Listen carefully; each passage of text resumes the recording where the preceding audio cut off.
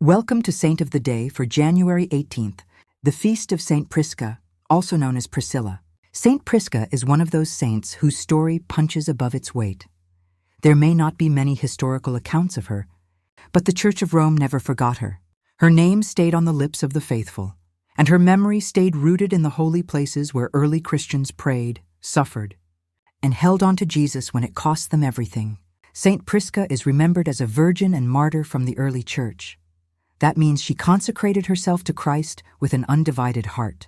In a world that demanded public loyalty to false gods, she refused to worship idols. She would not treat faith like a private hobby. She chose Jesus openly, even when it was dangerous. Christian tradition remembers dramatic details about her trial. It says she was condemned to death by wild beasts. Yet they refused to harm her. She was then sentenced to death by fire, but the fire would not consume her. In the end, tradition says she was finally executed for the faith.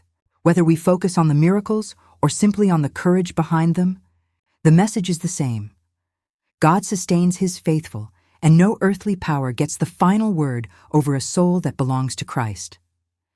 Saint Prisca matters today because the pressure to compromise has not disappeared. The world still tries to make Catholics quiet, cautious, and convenient.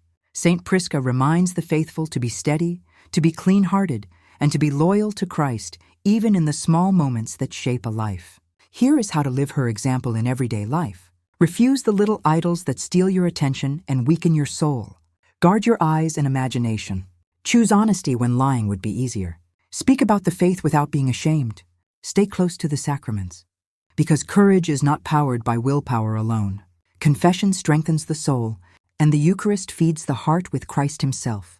Go to the HolyManna.blog to get the full story and learn more. Saint Prisca, pray for us. If you enjoyed the reflection for the Saint of the Day, please help us spread the message by reposting or sharing. Thank you and have a blessed day.